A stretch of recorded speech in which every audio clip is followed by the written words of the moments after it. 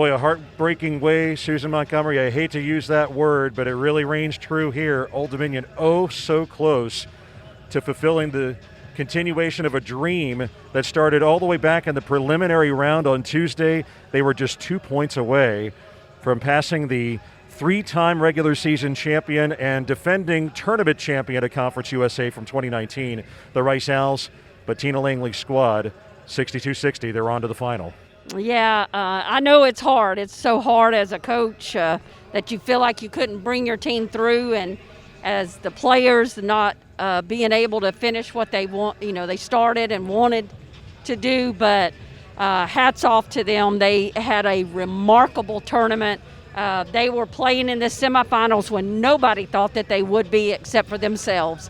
So, they ran through this tournament and played to a point where they could have won it. They didn't, though. They came up short, but you have to give them so much credit.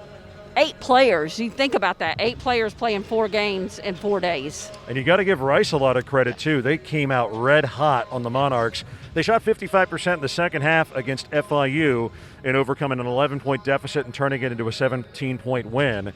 But they jumped on the Monarchs with 8 field goals in the first 9 possessions in the game. Jumped on them by double digits right out of the get-go. They led by as many as 16 points, and things looked bleak for a good while. What changed to allow Old Dominion to work their way back to a single possession game? Well, I think they got better on the defensive end.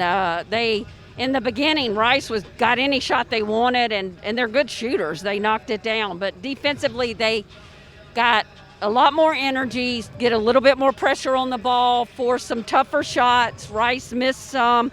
And then Old Dominion was able to score a little bit. And when you can put some pressure on a team that, they really had all the pressure on them because they're the number 1 seed. They're supposed to win. So you put that pressure on them, it can affect them. And it did. And I think it was the defensive intensity. That's what allowed, and Old Dominion wasn't in foul trouble. So that allowed them to get back in the basketball game. They come up just 2 points short. What's going to be your favorite memories, though, of this 4-game run that the Monarchs just went through, working it all the way to the semifinals, despite being the 6th seed out of the East this year?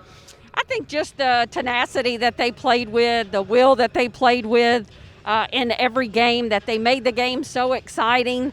Some people, they don't like to watch women's basketball because they think, nothing exciting happens. Well, if you watch this team play for the last 4 games, you saw some good basketball and you saw some exciting basketball. And I think that should give them a lot of encouragement and be ready to watch this team next season.